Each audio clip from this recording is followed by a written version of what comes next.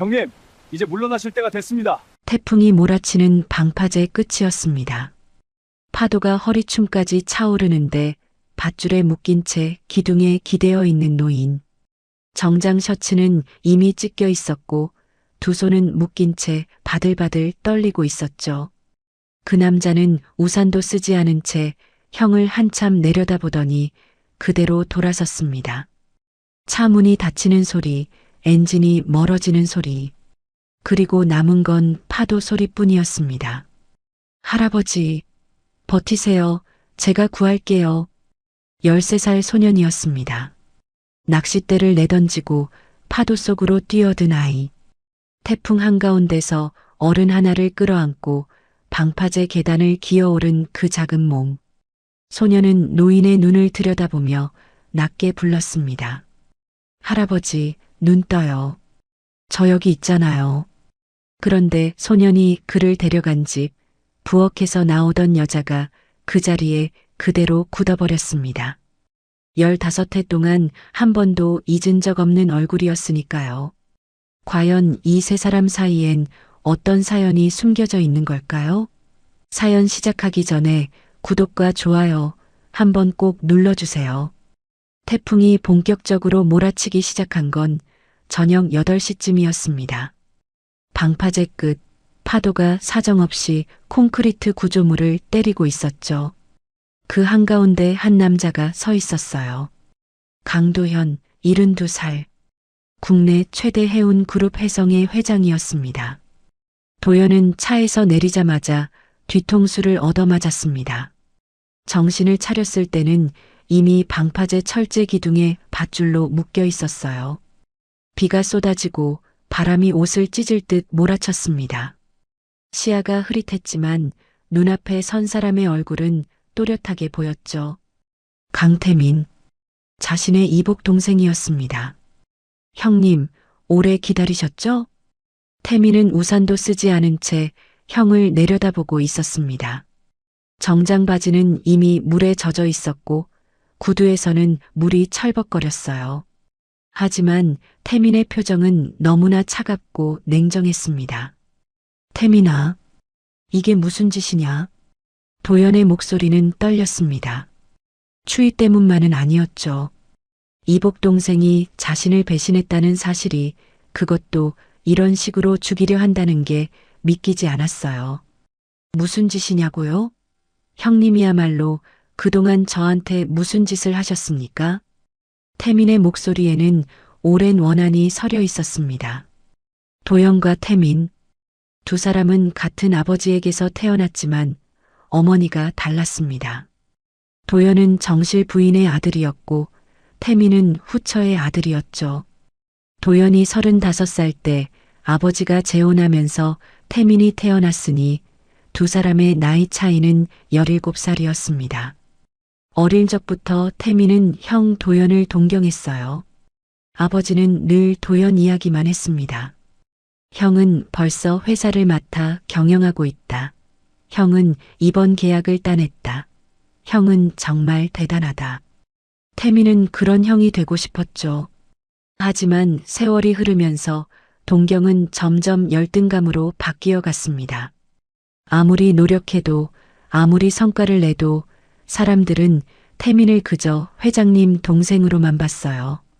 이사회에서 태민이 의견을 내면 사람들은 고개만 끄덕일 뿐 진지하게 받아들이지 않았습니다. 저는 40년 동안 형님 그늘에서 살았어요. 아무리 노력해도, 아무리 성과를 내도 사람들 눈엔 전 그저 회장님 동생일 뿐이었죠. 태민의 목소리가 떨렸습니다. 이사회에서 제 의견은 한 번도 제대로 받아들여진 적이 없었습니다. 형님은 제 말이 끝나기도 전에 고개를 저으셨죠. 태민이는 아직 멀었어. 좀 더 배워야 해. 40년을 배웠는데도 부족하다고 하시면 대체 언제까지 기다려야 합니까? 파도가 발목까지 차올랐습니다. 도연은 묶인 손목을 애써 풀어보려 했지만 소용없었어요. 밧줄은 물에 젖으면서 오히려 더 팽팽하게 조여들었습니다. 태민아, 그건 오해야. 난 내가 부족해서가 아니라. 오해요? 형님은 늘 그렇게 말씀하셨죠. 오해라고, 나를 위한 거라고. 하지만 형님이 진짜 원했던 건 뭡니까? 제가 영원히 형님 뒤에서 고개 숙이고 사는 거 아니었습니까? 태미는 한 발짝 더 다가섰습니다. 파도가 그의 무릎까지 차올랐지만 아랑곳하지 않았어요. 저도 회장이 되고 싶습니다. 저도 이 회사를 이끌고 싶어요. 형님만 할 수 있는 게 아니잖습니까? 태민아, 회사는 그렇게 쉽게 넘겨받는 게 아니야. 책임이 따르고. 책임? 형님은 제가 책임질 능력이 없다고 보시는 거군요. 태민의 눈빛이 차갑게 식었습니다. 형님, 이제 물러나실 때가 됐습니다. 회장 자리는 이제 제가 맡겠습니다. 태민아. 도연이 소리쳤지만 태민은 이미 돌아서고 있었습니다. 차 문이 열리고 닫히는 소리, 엔진이 걸리고 타이어가 빗길을 가르는 소리, 그리고 점점 멀어지는 테일램프의 붉은 불빛. 도연은 홀로 남겨졌습니다. 파도는 점점 높아졌어요. 이제 허리까지 물이 차올랐습니다. 정장 바지가 물에 젖으면서 무겁게 다리를 짓눌렀죠. 셔츠는 이미 찢어져 있었고 차가운 바닷물이 상처난 등으로 파고들었습니다. 이렇게 끝나는구나. 도연은 생각했습니다. 40년 동안 바다를 삶의 터전으로 삼아왔는데 결국 바다에 삼켜지는 겁니다. 그것도 자신이 동생이라 믿었던 사람의 손에 의해서요. 도연은 27살에 해운업에 뛰어들었습니다. 처음엔 작은 배 한 척으로 시작했어요. 아무도 그를 믿지 않았죠.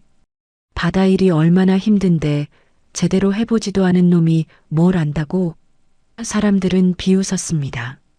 하지만 도연은 포기하지 않았어요. 태풍이 와도 파도가 배를 집어삼킬 듯 몰아쳐도 그는 키를 놓지 않았습니다. 밤을 새워가며 항로를 공부했고 선원들과 함께 갑판에서 밥을 먹었죠. 그렇게 10년을 버텼습니다. 그리고 회사는 조금씩 커지기 시작했어요. 배 한 척이 두 척이 되고 5척이 되고 결국 100척이 넘는 대형 해운사로 성장했습니다. 해성그룹, 국내 해운업계 1위.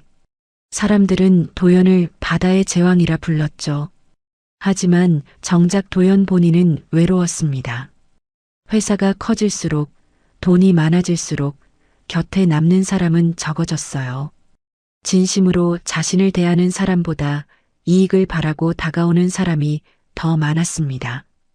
그래서 도연은 태민을 믿었어요. 그래도 동생은 다르겠지. 가족인데. 태민이 회사에 들어왔을 때 도연은 기뻤습니다. 함께 일할 수 있는 가족이 생긴 거니까요. 하지만 도연은 몰랐습니다.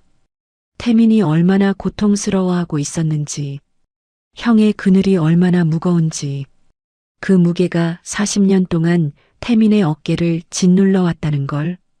파도가 가슴까지 차올랐어요. 숨쉬기가 힘들어졌습니다. 의식이 흐릿해지기 시작했죠. 이렇게 끝나는구나. 도연은 눈을 감았습니다. 차가운 물이 목까지 차올랐어요. 이제 정말 끝이었습니다. 바로 그때였습니다.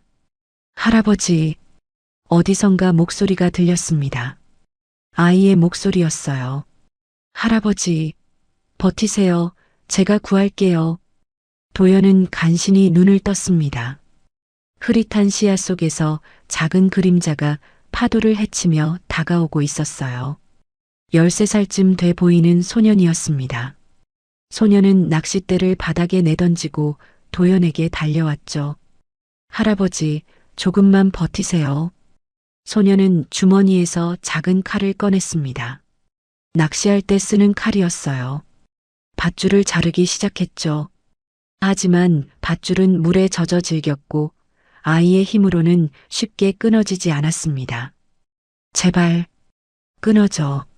소년은 이를 악물고 칼질을 계속했습니다. 손에서 피가 났지만 멈추지 않았어요. 한 가닥, 두 가닥, 세 가닥.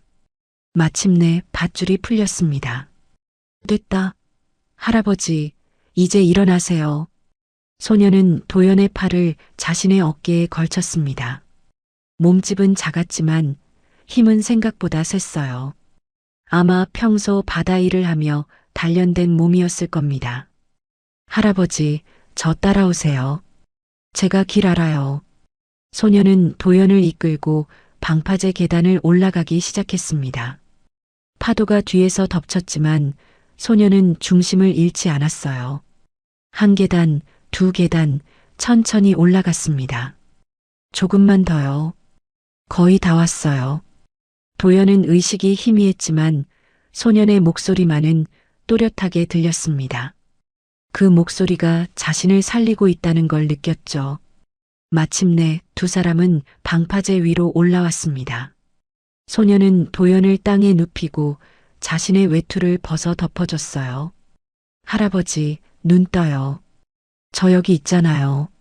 소년은 도연의 뺨을 가볍게 두드렸습니다. 도연은 간신히 눈을 떴어요. 흐릿한 시야 속에서 소년의 얼굴이 보였습니다. 걱정 가득한 눈빛이었죠. 맙다. 도연은 겨우 한마디를 내뱉고 다시 의식을 잃었습니다. 소년은 도연을 업었습니다. 13살 아이가 72살 노인을 업은 겁니다. 불가능해 보였지만 소년은 해냈어요. 비틀거리면서도 한 걸음씩 앞으로 나아갔습니다. 할아버지, 우리 집까지만 가요. 거기 가면 엄마가 있어요. 소년 한지우는 빗길을 걸었습니다. 태풍은 여전히 몰아쳤고 거리는 텅 비어 있었어요. 가로등 불빛만이 흔들리며 길을 비췄습니다. 지우는 평소에도 이 방파제에서 낚시를 했습니다. 학교가 끝나면 낚싯대를 들고 나와서 해가 질 때까지 물고기를 잡았죠. 잡은 물고기는 집에 가져가 엄마와 함께 먹거나 시장에 내다 팔았어요. 그게 지훈의 가족의 중요한 생계 수단이었습니다. 오늘도 지훈은 태풍이 오기 전에 물고기 몇 마리라도 더 잡으려고 방파제에 나왔던 겁니다. 태풍 직전엔 물고기들이 많이 몰린다는 걸 알고 있었거든요. 하지만 물고기 대신 사람을 건진 거죠. 15분쯤 걸었을까요? 지우는 작은 집 앞에 멈춰 섰습니다. 바닷가에 있는 낡은 단층 집이었어요. 페인트가 벗겨진 대문, 녹슨 우체통, 그리고 마당 한쪽에 쌓여 있는 낚시 도구들. 엄마, 문 열어줘요. 지우가 소리쳤습니다. 잠시 후 불이 켜지고 문이 열렸어요. 지우야, 이 밤에 어디 갔다가. 어머. 문을 연 여자가 그 자리에 얼어붙었습니다. 45살쯤 돼 보이는 여자였어요. 얼굴은 야위었고 옷은 낡았지만 눈빛만큼은 또렷했습니다. 그 눈빛이 지금 도연을 보고 흔들리고 있었죠. 여자는 입술을 떨었습니다. 뭔가 말하려는 것 같았지만 목소리가 나오지 않았어요. 도연도 마찬가지였습니다. 의식이 흐릿했지만 그 얼굴만큼은 또렷하게 보였어요. 15해 전 집을 나간 그 얼굴, 자신이 쫓아낸 그 얼굴. 아버지, 여자의 목소리는 떨리고 있었습니다. 도연은 대답하지 못했어요. 아니, 대답하기 전에 의식을 잃었습니다. 그의 몸이 축 늘어졌고 지우가 황급히 받쳐 안았죠. 엄마, 빨리 안으로 들어가요. 여자는 정신을 차렸습니다. 그리고 아들을 도와 도연을 집 안으로 옮겼어요. 문이 닫혔습니다. 밖에서는 여전히 태풍이 몰아치고 있었지만 집안은 고요했습니다. 15해 만의 재회. 하지만 두 사람 사이엔 너무 많은 시간이, 너무 많은 상처가 쌓여 있었습니다. 도연이 눈을 뜬 건 다음 날 아침이었습니다. 천장이 낯설었어요. 낡은 나무 천장, 군데군데 금이가 있었고 모서리에는 곰팡이 자국이 보였습니다. 도연이 살던 집과는 너무나 달랐죠. 몸을 움직이려 하자 온몸이 욱신거렸어요. 등과 팔에 붕대가 감겨 있었고 이마에도 뭔가 붙어 있었습니다. 파스 냄새가 코를 찔렀죠. 정신 드셨어요? 문이 열리고 여자가 들어왔습니다. 손에는 물그릇과 수건을 들고 있었어요. 강서윤이었습니다. 도연은 서윤을 똑바로 쳐다봤습니다. 15해 전 집을 나갈 때보다 훨씬 야위어 있었어요. 얼굴에는 주름이 늘었고 손은 거칠어 보였습니다. 하지만 눈빛만큼은 여전히 강했죠. 여기가 어디냐? 도연의 목소리는 쉬어 있었습니다.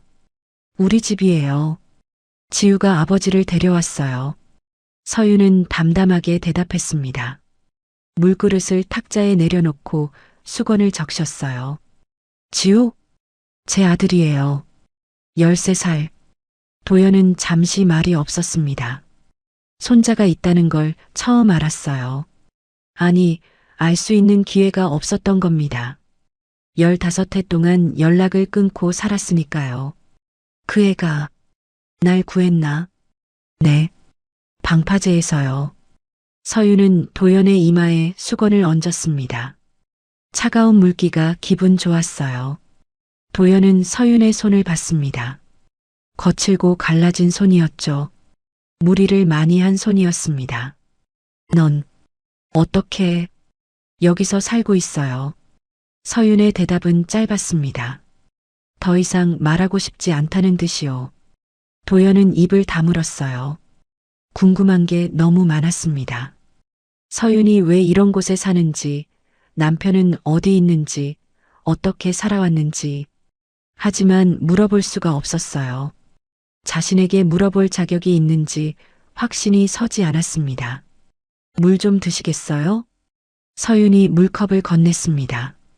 도연은 받아 마셨어요.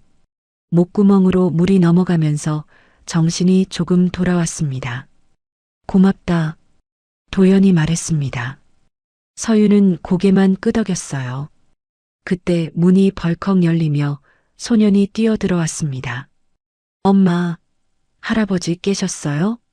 한지우였습니다. 어젯밤 자신을 구해준 그 소년.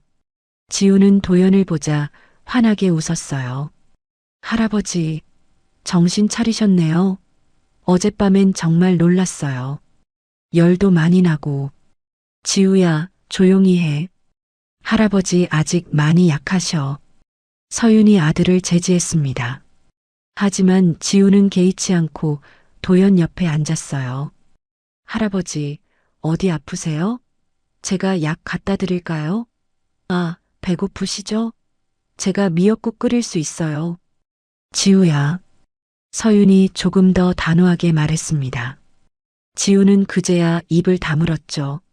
하지만 눈은 여전히 반짝이고 있었어요. 도연은 지우를 봤습니다. 13살. 자신의 손자였습니다. 얼굴은 서윤을 닮았지만 눈매는 묘하게 도연과 비슷했어요. 그리고 그 눈빛 속에는 순수함과 용기가 함께 있었습니다. 고맙구나. 내가 날 구해줬다며. 도연이 말했습니다. 지우는 고개를 저었어요. 아니에요. 당연한 거죠. 사람이 죽어가는데 그냥 지나칠 수 없잖아요. 당연한 거라고. 지우에게는 정말 당연한 일이었던 겁니다. 태풍이 몰아치는 밤, 파도가 사람을 삼킬 듯한 상황에서 13살 아이가 낯선 노인을 구한 건 당연한 일이었어요. 도연은 가슴이 먹먹해졌습니다. 자신은 평생 무엇이 당연한 일인지 몰랐던 것 같았어요. 회사를 키우는 게 당연하고, 돈을 버는 게 당연하고, 사람들 위해 서는 게 당연하다고 생각했죠. 하지만 정작 사람을 구하는 것, 누군가를 도와주는 것의 가치는 잊고 살았습니다. 지우야, 나가 있어. 내가 할아버지 돌볼게. 서윤이 아들을 내보냈습니다. 지우는 아쉬운 듯 한 번 더 도연을 보고는 밖으로 나갔어요. 문이 닫히고 다시 두 사람만 남았습니다. 침묵이 흘렀어요. 긴 침묵이었습니다. 서윤은 수건을 다시 적셨고 도연은 천장을 바라봤죠. 미안하다. 도연이 먼저 입을 열었습니다. 서윤의 손이 멈췄어요. 뭐가요? 15해 전일. 도연은 서윤을 똑바로 봤습니다. 내가 틀렸다. 내 말이 맞았어. 서윤은 대답하지 않았습니다. 그저 수건을 계속 적시고 있었어요. 하지만 손이 미세하게 떨리고 있었습니다. 난 내 인생을 생각하지 않았어. 그저 내 자존심만 생각했지. 내 체면, 내 명예. 내가 뭘 원하는지, 뭐가 행복한지는 생각하지 않았어. 도연의 목소리가 갈라졌습니다. 그 남자, 잘 살고 있나? 서윤의 손이 완전히 멈췄습니다. 한참 후에야 대답이 돌아왔어요. 죽었어요. 뭐? 10년 전에 교통사고로 죽었어요. 도연은 할 말을 잃었습니다. 서윤은 계속 말했어요. 결혼하고 5년 살았어요. 행복했어요. 돈은 없었지만 사랑은 있었죠. 지우도 태어났고요. 서윤의 목소리는 담담했지만 그 안에는 깊은 슬픔이 배어 있었습니다. 그런데 지우가 5살 되던 해 그이가 사고를 당했어요. 퇴근길에 음주운전 차에 치였죠. 현장에서 바로 죽었어요. 도연은 눈을 감았습니다. 딸이 그런 고통을 겪는 동안 자신은 아무것도 몰랐던 겁니다. 아니, 알려고 하지 않았죠. 그 후론 혼자 지우를 키웠어요. 처음엔 도시에 있었는데 생활비를 감당할 수가 없었어요. 그래서 여기로 왔죠. 집값도 싸고 바다가 있으니 지우랑 물고기라도 잡아먹을 수 있잖아요. 서윤은 웃었습니다. 쓴웃음이었어요. 아버지 말이 맞았나 봐요. 사랑으로는 밥을 못 먹더라고요. 그이가 죽고 나니까 정말 밥 먹고 살기가 힘들었어요. 서윤아. 하지만 후회는 안 해요. 서윤은 도연을 똑바로 쳐다봤습니다. 그 5년이 제 인생에서 가장 행복한 시간이었어요. 돈은 없었지만 진짜 사랑은 있었으니까요. 그리고 지우가 있잖아요. 저한테는 그걸로 충분해요. 도연은 아무 말도 할 수 없었습니다. 딸은 자신보다 훨씬 강했어요. 자신보다 훨씬 행복을 아는 사람이었습니다. 몸이 좀 나아지시면 나가세요. 여긴 아버지 계실 곳이 아니에요. 서윤이 일어섰습니다. 잠깐. 도연이 서윤을 불렀습니다. 나 당분간 여기 있어도 되겠니? 서윤은 돌아봤어요. 왜요? 집에 안 가세요? 못 가. 도연은 천천히 말했습니다. 어젯밤 나를 방파제에 묶어둔 사람. 내 이복 동생이야. 회사 경영권을 노리고 날 죽이려 했어. 서윤의 얼굴이 굳었습니다. 지금 당장 집으로 돌아가면 그 사람이 날 다시 죽이려 할 거야.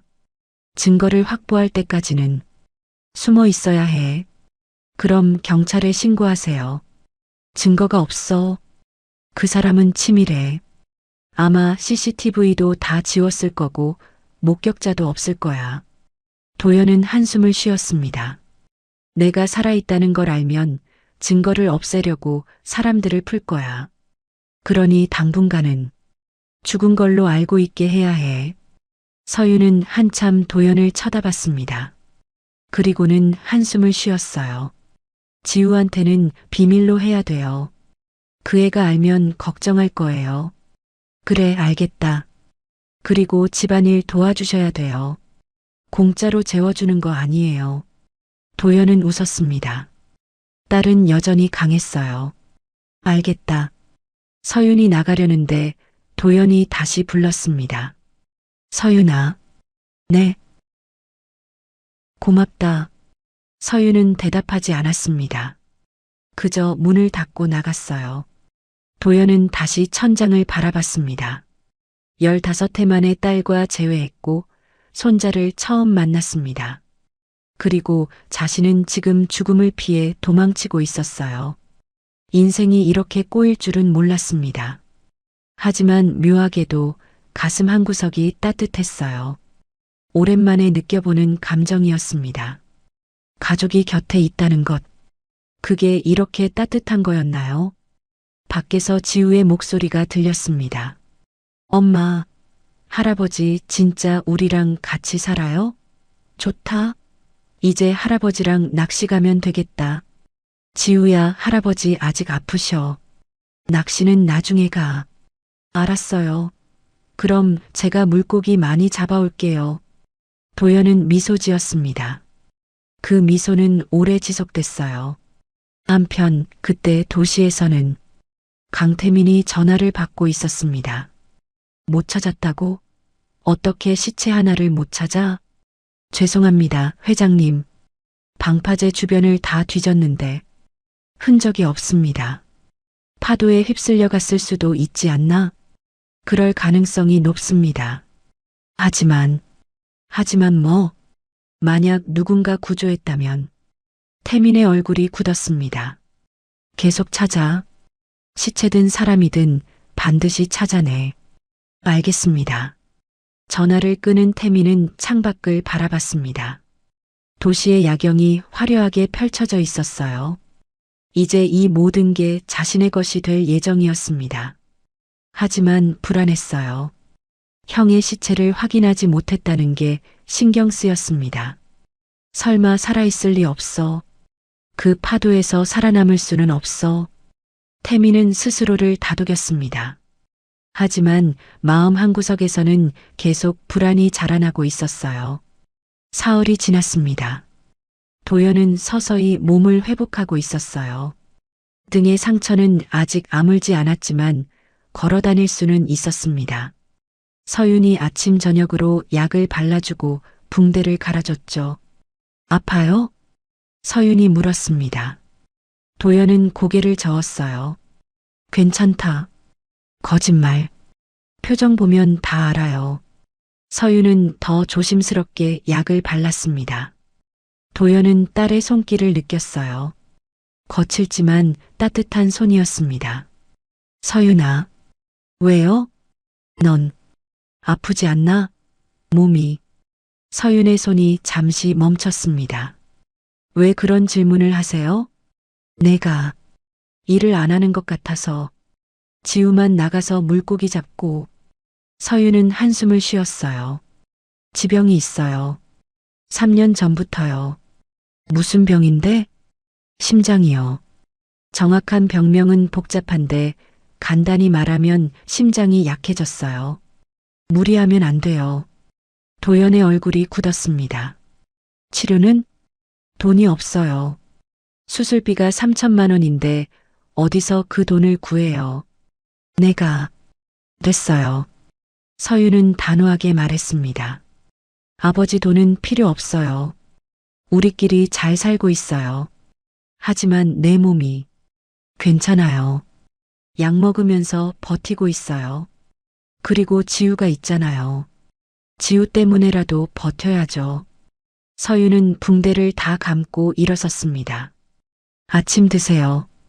지우가 어제 잡은 고등어로 구이했어요. 서윤이 나가고 도연은 혼자 남았습니다. 가슴이 답답했어요. 딸이 아픈데 치료도 못 받고 있다는 게 견딜 수 없었습니다. 내가 있었다면, 내가 곁에 있었다면. 하지만 곁에 없었던 건 도연 자신이었습니다.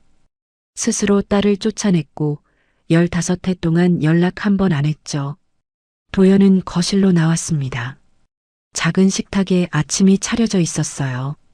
고등어구이, 김치, 된장찌개. 소박한 밥상이었지만 도연에게는 오랜만에 보는 따뜻한 식사였습니다. 할아버지, 앉으세요. 지우가 환하게 웃으며 말했습니다. 도연은 식탁에 앉았어요. 서윤도 맞은편에 앉았죠. 잘 드세요. 서윤이 말했습니다. 도연은 젓가락을 들었어요. 고등어를 한 점 집어 입에 넣었습니다. 고소한 맛이 입안에 퍼졌죠. 맛있다. 도연이 중얼거렸습니다. 지우가 신이 나서 말했어요. 제가 잡은 거예요. 어제 새벽에 5마리나 잡았어요. 그래, 대단한데.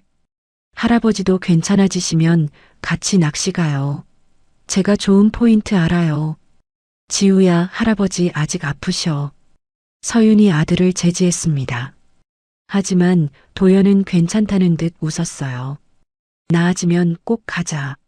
내가 가르쳐줘. 정말요? 약속이에요. 지우는 너무 기뻐하며 밥을 먹었습니다.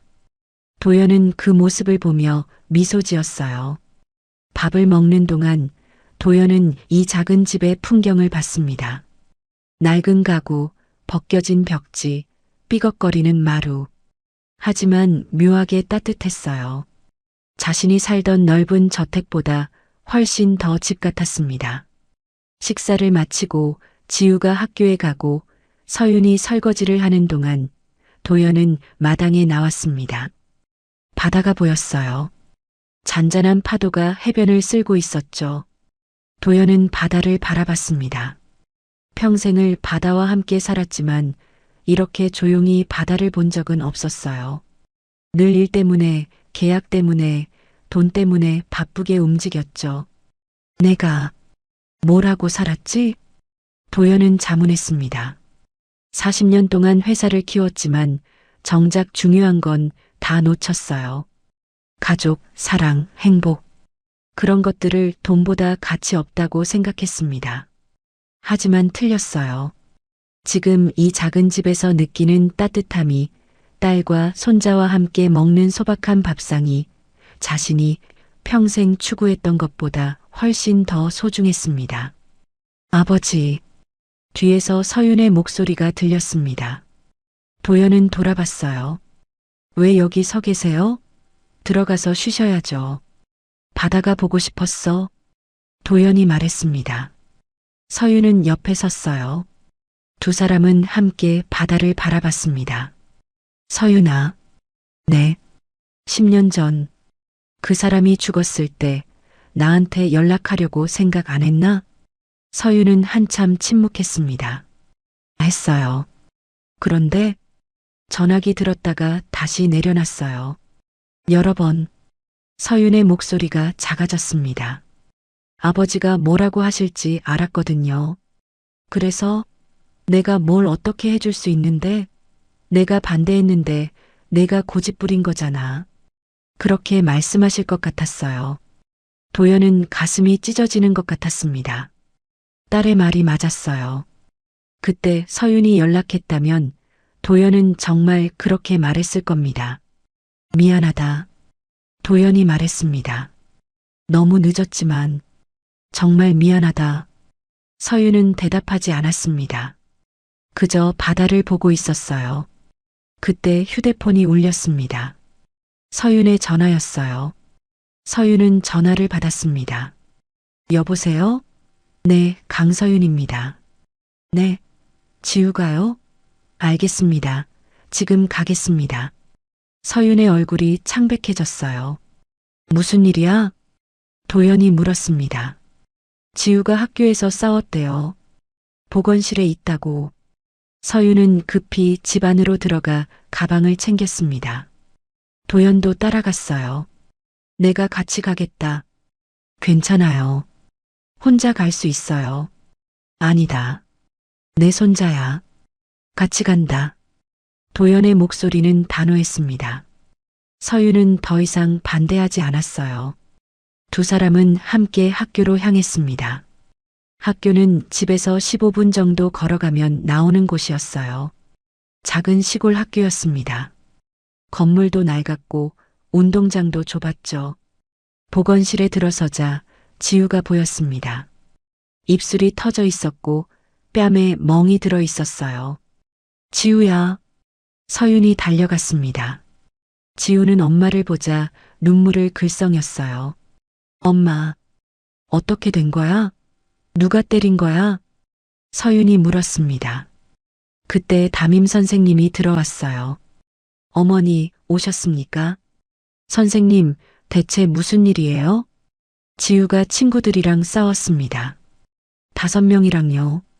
5명요? 서윤이 놀라 물었습니다. 도연도 눈썹을 찌푸렸어요. 네. 지우가 먼저 시비를 걸었다고 하더군요. 그럴 리 없어요. 지우는 그런 애가 아니에요. 하지만 다른 아이들이 다 그렇게 말하는데요. 담임 선생님의 말투는 차가웠습니다. 도연은 그 선생님이 마음에 들지 않았어요. 지우야, 무슨 일이 있었니? 도연이 지우에게 물었습니다. 지우는 고개를 숙였어요. 할아버지, 괜찮아. 천천히 말해봐. 지우는 한참을 망설이다 입을 열었습니다. 걔네들이 엄마 욕했어요. 뭐? 서윤의 얼굴이 굳었습니다.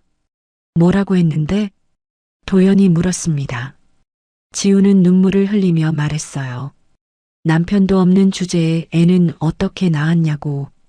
엄마가 이상한 일 한다고. 그래서 제가 화가 나서. 지우는 말을 잇지 못했습니다. 도연의 주먹이 불끈 쥐어졌어요. 그래서 내가 먼저 때린 거구나. 네. 미안해요. 미안할 거 없다. 도연이 말했습니다. 잘했어. 엄마를 지킨 거잖아. 할아버지. 도연은 담임 선생님을 쳐다봤습니다. 선생님, 아이들이 먼저 지우 엄마를 모욕했다고 하는데요. 그건 어떻게 할 겁니까? 그건 아이들 장난이었을 겁니다. 장난? 남의 엄마를 모욕하는 게 장난입니까? 도연의 목소리에 힘이 실렸습니다. 담임 선생님이 움찔했어요. 그건 지우는 잘못 없습니다. 오히려 다른 아이들을 지도하셔야죠. 남을 함부로 모욕하면 안 된다고요. 하지만 폭력은 먼저 말로 모욕한 건 폭력이 아닙니까? 말의 폭력이 주먹보다 더 아프다는 걸 모르십니까? 도연의 눈빛은 날카로웠습니다. 평생 사람들을 이끌어온 사람의 눈빛이었어요. 담임 선생님은 더 이상 말하지 못했습니다. 지우, 가자. 도연이 지우의 손을 잡았습니다. 서윤도 일어섰어요. 선생님, 저희 먼저 가겠습니다. 세 사람은 보건실을 나왔습니다. 학교를 나오는 길, 지우가 도연을 올려다봤어요. 할아버지, 제가 잘못한 거 아니에요? 아니다. 넌 잘했어. 하지만 선생님이 틀렸어. 넌 엄마를 지켰잖아. 그게 가장 중요한 거야. 도연은 지우의 머리를 쓰다듬었습니다. 지우야, 기억해. 가족은 무슨 일이 있어도 서로 지켜줘야 해. 그게 가족이야. 지우는 고개를 끄덕였어요. 그리고 처음으로 활짝 웃었습니다. 집으로 돌아오는 길, 서윤이 도연에게 말했습니다. 고마워요, 아버지. 뭐가? 지우 편 들어주셔서요. 도연은 고개를 저었어요. 당연한 거야. 내 손자인데. 서윤은 더 이상 말하지 않았습니다. 하지만 입가에 작은 미소가 번졌어요. 집에 도착하기 직전이었습니다. 골목 입구에서 낯선 차 한 대가 보였어요. 검은색 세단이었습니다. 도연의 얼굴이 굳었습니다. 서윤아, 지우야. 잠깐만. 도연은 재빨리 세 사람을 골목 한쪽 담벼락 뒤로 숨겼습니다. 왜요, 아버지? 서윤이 속삭였습니다. 조용히. 저 차 좀 봐. 세 사람은 담벼락 뒤에 몸을 숨기고 조심스럽게 내다봤어요. 차 문이 열리고 정장을 입은 남자 2명이 내렸습니다. 그때 마침 마을 주민 한 명이 지나가고 있었어요. 저기요, 실례합니다. 남자 중 한 명이 주민을 불러 세웠습니다. 네, 무슨 일이세요? 혹시 이 근처에서 일주일 전쯤 낯선 사람 보신 적 있으십니까? 남자가 사진 한 장을 꺼내 보여줬습니다. 도연은 숨을 죽였어요. 자신의 사진이었습니다. 이분인데요. 태풍 지나간 날 밤, 이 마을 어디선가 목격됐다는 제보가 있었습니다. 주민은 사진을 들여다봤습니다. 글쎄요, 본 적 없는데요. 태풍 지나간 날은 다들 집 안에만 있었는데. 혹시 방파제 쪽에서 사람 소리 같은 거 들으신 적은요? 아니요. 그날 밤엔 바람 소리밖에 안 들렸어요. 그렇습니까? 혹시 나중에라도 이 사람 보시면 이 번호로 연락 주십시오. 살해하겠습니다. 남자는 명함을 건넸습니다. 주민은 명함을 받고 고개를 끄덕였어요. 두 남자는 다시 차에 올라탔습니다. 하지만 차는 바로 떠나지 않았어요. 마을을 천천히 돌며 주변을 살피고 있었습니다. 아버지, 서윤이 긴장된 목소리로 속삭였습니다.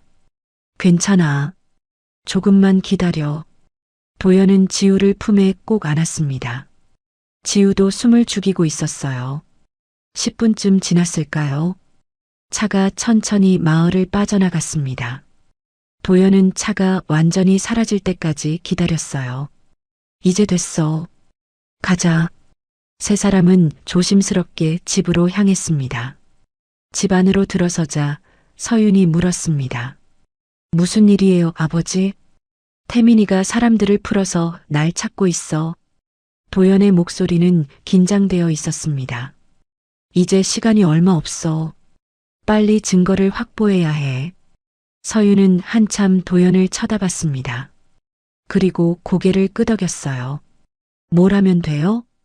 그날 밤 도연은 서윤의 휴대폰을 빌려 오상민에게 연락했습니다. 상민이냐? 나다. 전화 너머로 놀라는 소리가 들렸습니다. 회장님, 살아계십니까? 그래. 자세한 얘기는 나중에 하고 지금 당장 필요한 게 있어. 도연은 차분하게 말했습니다. 방파제 CCTV 영상, 그리고 태민이가 부하들한테 지시한 통화 녹음, 모두 확보해도. 알겠습니다. 하지만 회장님, 지금 어디 계십니까? 그건 말 못해. 아직은. 일주일만 기다려줘. 일주일 안에 모든 걸 정리하겠어. 알겠습니다, 회장님. 전화를 끊고 도연은 창밖을 바라봤습니다. 일주일. 그 안에 모든 걸 끝내야 했습니다. 이틀이 지났습니다. 도연은 집 안에만 있었어요. 밖에 나가면 태민의 사람들에게 발각될 위험이 있었습니다. 서윤은 평소처럼 생활했고 지우는 학교에 다녔죠. 도연은 그 시간 동안 집안일을 도왔습니다. 설거지를 하고 마당을 쓸고 빨래를 널었어요. 처음에는 서툴렀습니다. 평생 한 번도 해본 적 없는 일이었으니까요. 하지만 서윤이 하나하나 가르쳐줬습니다. 설거지는 이렇게 하는 거예요. 기름기 있는 건 뜨거운 물로 씻어야 해요. 빨래는 햇볕 잘 드는 곳에 널어야 잘 말라요. 서윤의 목소리는 담담했지만 도연은 그 속에서 작은 변화를 느꼈어요. 처음보다는 조금 더 부드러워진 것 같았습니다. 서윤아, 왜요? 내가 이런 것도 못하는 걸 보니까 어떠냐? 서윤은 잠시 생각하다 대답했습니다. 솔직히요? 좀 의외예요. 아버지가 설거지하는 모습은 상상도 못했거든요. 도연은 웃었어요. 나도 내가 이럴 줄 몰랐다. 그래도 배우려고 하시는 거 보니까 나쁘지 않네요. 서윤도 작게 웃었습니다. 도연은 그 웃음이 좋았어요. 15해 만에 보는 딸의 웃음이었습니다. 오후가 되자 지우가 학교에서 돌아왔습니다. 가방을 던져놓고 마당으로 뛰어나왔어요. 할아버지, 오늘 낚시 가요. 지우야, 할아버지 아직? 서윤이 말하려는데 도연이 고개를 끄덕였습니다. 가자. 오늘은 괜찮을 것 같다. 정말요? 야호. 지우는 신이 나서 낚싯대를 챙기기 시작했어요. 도연도 따라 나섰습니다. 아버지, 괜찮으세요? 서윤이 걱정스럽게 물었습니다. 괜찮아. 오래 있지 않을게. 두 사람은 방파제로 향했습니다. 지우가 신나게 앞서 걸어갔어요. 할아버지, 여기가 제일 좋은 포인트예요. 여기서 물고기 엄청 잘 잡혀요. 지우는 방파제 한쪽 구석을 가리켰습니다. 도연은 그곳을 봤어요. 며칠 전 자신이 묶여있던 곳에서 그리 멀지 않았습니다. 할아버지, 앉으세요. 제가 미끼 꿰어드릴게요. 지우는 능숙하게 미끼를 꿰고 낚싯대를 던졌습니다. 도연도 옆에 앉았어요. 지우야, 너 낚시 언제부터 했니? 5살 때부터요. 아빠가 가르쳐 줬어요. 지우의 목소리가 잠시 작아졌습니다. 아빠, 돌아가시기 전에 저한테 낚시 많이 가르쳐 줬어요. 물고기 잡는 법, 미끼 꿰는 법, 좋은 포인트 찾는 법. 그랬구나. 도연은 손자를 봤습니다. 13살. 아버지를 8살에 잃고 홀어머니 밑에서 자랐어요. 그런데도 이렇게 밝게 자랐습니다. 지우야. 네. 아빠 많이 보고 싶지? 지우는 한참 바다를 보다가 대답했습니다. 그럼요. 엄청 보고 싶어요. 근데요. 지우가 도연을 올려다봤어요. 엄마가 더 힘들 것 같아요. 엄마는 아빠 이야기 꺼내면 우셔요. 제가 안 보는 데서 울으시는 거 알아요. 도연은 가슴이 먹먹했습니다. 그래서 전 엄마 앞에서는 아빠 이야기 안 해요. 엄마 슬프면 안 되잖아요. 넌 정말 착하구나. 도연은 지우의 머리를 쓰다듬었습니다. 13살 아이가 엄마를 위해 자신의 슬픔을 감추고 있었어요. 할아버지. 응? 할아버지는 왜 엄마랑 안 만났어요? 엄마가 어렸을 때요. 도연은 할 말을 잃었습니다. 지우가 계속 물었어요. 엄마가 말씀 안 하시는데 저도 알아요. 할아버지랑 엄마 사이가 안 좋았던 거요. 그래서 오래 안 만난 거잖아요. 그래. 왜요? 싸웠어요? 도연은 한참 침묵했습니다. 그리고 천천히 말했어요. 할아버지가 틀렸어. 엄마 말을 안 들었지. 무슨 말이요? 엄마는 내 아빠랑 결혼하고 싶어 했어. 근데 할아버지가 반대했지. 내 아빠가 가진 게 없다고 엄마를 행복하게 못 해줄 거라고 생각했거든. 도연의 목소리가 떨렸습니다. 그래서 엄마를 집에서 내보냈어. 다시는 오지 말라고 했지. 지우는 도연을 빤히 쳐다봤어요. 그런데 할아버지가 틀렸어요? 그래. 완전히 틀렸지. 내 아빠는 가진 건 없었어도 엄마를 진짜 사랑했어. 그리고 엄마도 행복했고 할아버지는 그걸 몰랐어. 도연은 고개를 숙였습니다. 할아버지는 돈이 제일 중요하다고 생각했거든. 돈이 있으면 행복할 거라고. 근데 틀렸어. 정말 중요한 건 사랑이었어. 지우는 한참 도연을 보다가 말했습니다. 그래도 이제 알았잖아요. 그럼 됐어요. 응? 늦었어도 알았으면 괜찮아요. 할아버지, 이제 엄마랑 저랑 같이 있으니까요. 지우는 환하게 웃었습니다. 도연은 그 웃음을 보며 눈시울이 뜨거워졌어요. 이 아이는 정말 그때 낚싯대가 휘어졌습니다. 할아버지, 물고기 잡혔어요. 지우가 소리쳤습니다. 도연은 정신을 차리고 낚싯대를 잡았어요. 천천히 당겨. 너무 급하게 하면 놓쳐. 네. 둘은 함께 낚싯대를 당겼습니다. 잠시 후 큰 놀래기 한 마리가 물 위로 튀어 올랐어요. 우와, 대박. 엄청 크다. 지우가 환호했습니다. 도연도 웃었어요. 평생 바다와 함께 살았지만 직접 물고기를 잡아본 건 처음이었습니다. 할아버지, 이거 가져가서 엄마한테 드려요. 엄마 엄청 좋아하실 거예요. 그래, 그러자. 두 사람은 물고기를 들고 집으로 돌아왔습니다. 집에 도착하자 서윤이 마당에서 빨래를 널고 있었어요. 엄마, 우리 물고기 잡았어요. 지우가 신나게 소리쳤습니다. 서윤이 돌아봤어요. 어머, 진짜 크네. 어디서 잡았어? 방파제요. 할아버지랑 같이 잡았어요. 서윤은 도연을 봤습니다. 도연도 서윤을 봤어요. 두 사람은 잠시 눈을 마주쳤습니다. 잘했네요. 서윤이 말했습니다. 도연은 고개를 끄덕였어요. 오늘 저녁은 이걸로 회 떠먹을까? 좋아요. 지우가 환호했습니다. 그날 저녁 세 사람은 함께 식탁에 앉았습니다. 신선한 회, 따뜻한 된장찌개, 그리고 김치. 소박하지만 따뜻한 저녁이었어요. 할아버지, 낚시 재미있었죠? 지우가 물었습니다. 그래, 정말 재미있었어. 다음에 또 가요. 그래, 또 가자. 도연은 웃으며 대답했습니다. 서윤도 옆에서 조용히 미소 짓고 있었어요. 식사를 마치고 지우가 방으로 들어간 후 도연과 서윤은 마당에 나왔습니다. 밤바다가 보였어요. 달빛이 수면에 반짝이고 있었죠.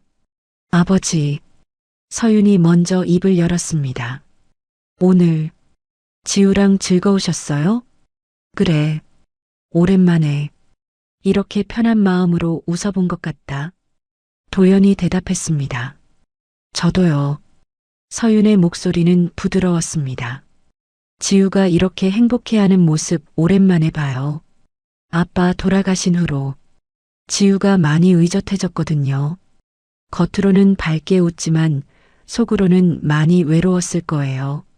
서윤은 잠시 멈췄다가 계속 말했습니다.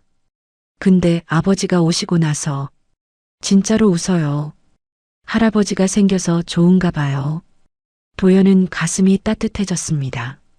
나도 좋다. 지우 같은 손자가 있어서. 두 사람은 잠시 침묵했어요. 하지만 불편한 침묵은 아니었습니다. 오히려 편안한 침묵이었죠. 서윤아. 네. 내가 이 일 다 끝나면 너희 둘 데리고 나가고 싶다. 어디로요? 병원. 내 심장 치료부터 하자. 그리고 좀 더 나은 집으로 이사 가고. 서윤은 고개를 저었어요. 됐어요. 우리 여기서 괜찮아요. 하지만 아버지 돈은 필요 없어요. 우리끼리 잘 살 수 있어요. 서윤의 목소리는 단호했습니다. 도연은 한숨을 쉬었어요. 서윤아, 난 속죄하고 싶어. 지난 15년 동안 내가 못해준 것들을. 속죄요? 서윤이 도연을 똑바로 봤습니다. 아버지가 정말 속죄하고 싶으시면 돈 쓰지 마세요. 그럼 여기 있어 주세요. 지우랑 같이 낚시 가주시고 밥 같이 먹어주시고 그냥 가족처럼 있어 주세요. 그게 진짜 속죄예요. 도연은 할 말을 잃었습니다. 서윤이 원하는 건 돈이 아니었어요. 그저 함께 있는 것이었습니다. 알겠다. 그렇게 아마. 도연이 대답했습니다. 서윤은 처음으로 환하게 웃었어요. 그날 밤 도연은 침대에 누워 천장을 바라봤습니다. 지난 며칠 동안 많은 것이 변했어요. 딸과 조금씩 가까워지고 손자와 추억을 만들고 가족이라는 의미를 다시 배웠습니다. 이게 내가 평생 찾던 거였구나. 도연은 깨달았습니다. 회사도 돈도 명예도 아니었어요. 그저 가족과 함께 밥 먹고 웃고 이야기하는 것. 그게 진짜 행복이었습니다. 하지만 아직 끝나지 않았어요. 태민이 여전히 자신을 찾고 있었고 증거를 확보해야 했습니다. 도연은 휴대폰을 꺼내 오상민에게 문자를 보냈습니다. 준비됐나? 잠시 후 답장이 왔어요. 네, 회장님. CCTV 영상과 통화 녹음 모두 확보했습니다. 언제든 공개 가능합니다. 도연은 깊게 숨을 쉬었습니다. 이제 끝낼 시간이야. 다음 날 아침 도연은 일찍 일어났습니다. 마당에 나가 바다를 바라봤어요. 오늘이 결정적인 날이 될 것 같았습니다. 아버지, 벌써 일어나셨어요? 서윤이 나왔습니다. 손에는 따뜻한 차 2잔을 들고 있었어요. 잠이 안 와서 도연이 대답했습니다. 서윤은 차 1잔을 건넸어요. 걱정되세요? 조금. 도연은 솔직하게 말했습니다. 태민이가 내 동생이잖아. 아무리 날 죽이려 했어도 가족인데 그걸 세상에 공개한다는 게 하지만 해야 하는 일이잖아요. 서윤이 말했습니다. 안 그러면 아버지가 위험해요. 그리고 옳은 일이에요. 도연은 고개를 끄덕였어요. 서윤의 말이 맞았습니다. 그나저나 오늘은 뭘 하실 거예요? 상민이를 만나야 해. 증거를 직접 확인하고 이사회 소집 준비를 해야 하거든. 위험하지 않을까요? 밖에 나가면. 괜찮아. 조심할게. 도연은 서윤을 안심시켰습니다. 그때 지우가 졸린 눈을 비비며 나왔어요. 할아버지, 엄마 뭐해요? 지우야, 일어났구나. 학교 가기 전에 아침 먹어야지. 서윤이 아들을 안으로 데리고 들어갔습니다. 도연도 따라 들어갔어요. 아침을 먹는 동안 지우가 말했습니다. 할아버지, 오늘 어디 가세요? 응? 어떻게 알았니? 할아버지 표정이 달라요. 뭔가 중요한 일 있는 것 같아요. 지우는 영리했습니다. 도연은 웃었어요. 그래, 중요한 일이 있어. 하지만 걱정 마. 금방 돌아올게. 약속이에요? 약속이다. 도연은 지우와 새끼손가락을 걸었습니다. 아침을 먹고 지우가 학교에 간 후 도연은 준비를 시작했습니다. 서윤의 오래된 모자를 쓰고 선글라스를 껴요. 최대한 눈에 띄지 않게 하려는 겁니다. 조심해서 다녀오세요. 서윤이 말했습니다. 도연은 고개를 끄덕이고 집을 나섰어요. 도연은 버스를 타고 도시로 향했습니다.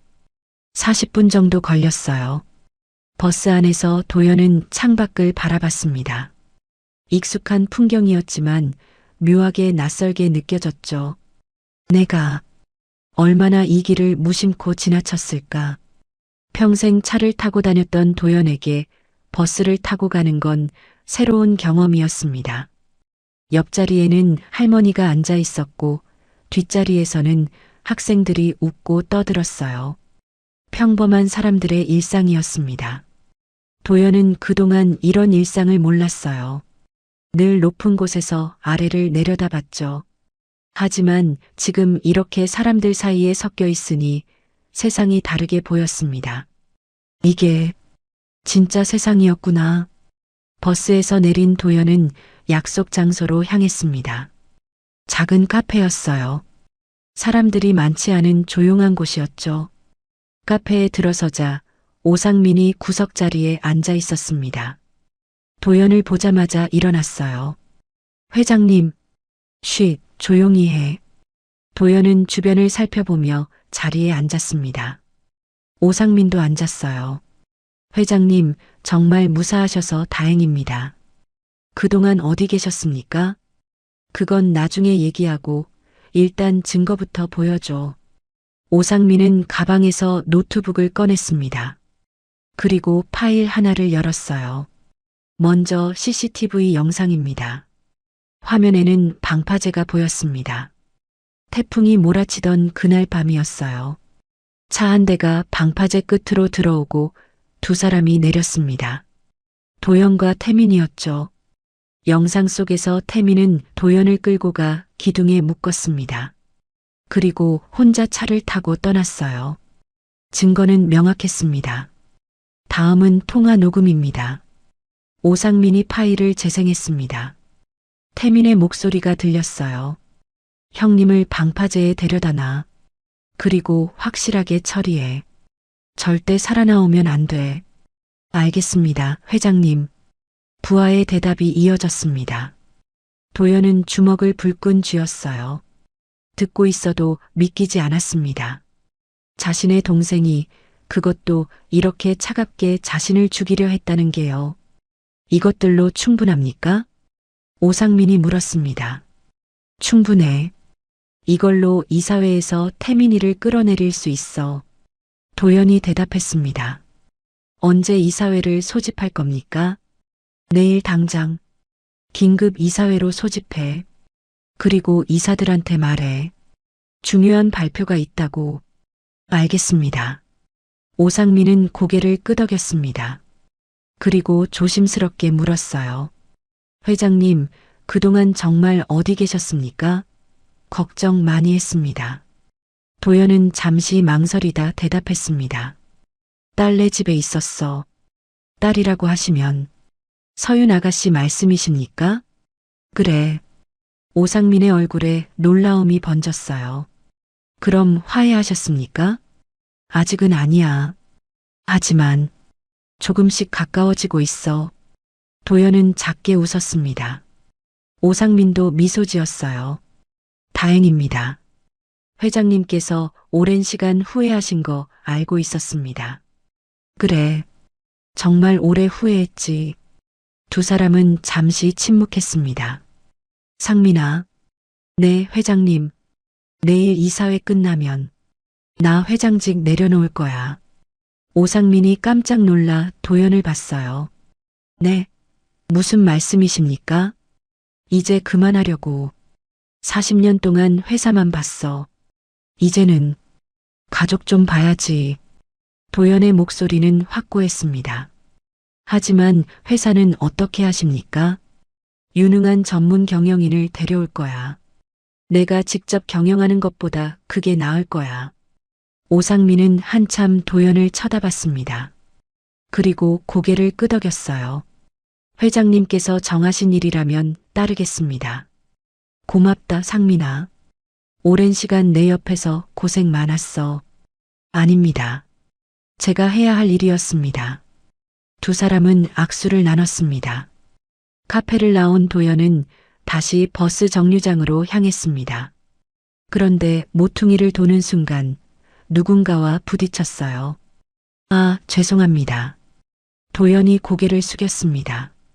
그런데 상대방이 도연을 빤히 쳐다봤어요. 회장님? 도연의 심장이 철렁했습니다. 태민의 부하 중 한 명이었어요. 아니, 사람 잘못 보신 것 같은데요. 도연은 최대한 침착하게 대답했습니다. 아니, 분명히 회장님이신데. 남자가 도연의 팔을 잡으려는 순간 도연은 재빨리 몸을 돌려 골목으로 뛰어들었습니다. 거기서 남자가 뒤쫓아왔어요. 도연은 있는 힘껏 뛰었습니다. 72살의 몸이었지만 아드레날린이 치솟았죠. 골목을 빠져나가 큰 길로 나왔습니다. 사람들이 많았어요. 도연은 인파 속으로 섞여 들어갔습니다. 뒤를 돌아보니 남자가 사람들 사이에서 도연을 찾고 있었어요. 도연은 재빨리 옆 건물로 들어갔습니다. 백화점이었어요. 사람들로 붐볐죠. 에스컬레이터를 타고 위층으로 올라가며 주변을 살폈습니다. 다행히 남자는 보이지 않았어요. 한숨을 돌리고 도연은 백화점 뒷문으로 빠져나왔습니다. 그리고 택시를 잡아타고 버스 터미널로 향했어요. 버스 터미널에 도착해서야 도연은 안도의 숨을 쉬었습니다. 하지만 이제 태민이 알게 될 거예요. 자신이 살아있다는 걸요. 서둘러야 해. 도연은 급히 서윤에게 전화했습니다. 아버지, 무슨 일이에요? 서윤아, 들켜버렸어. 태민이 사람들이 날 봤어. 뭐라고요? 서윤의 목소리가 떨렸습니다. 괜찮아. 일단 도망쳤어. 지금 버스 타고 갈게. 1시간 안에 도착할 거야. 알겠어요. 조심해서 오세요. 전화를 끊고 도연은 버스에 올랐습니다. 창밖을 보며 생각했어요. 내일이면 모든 게 끝나.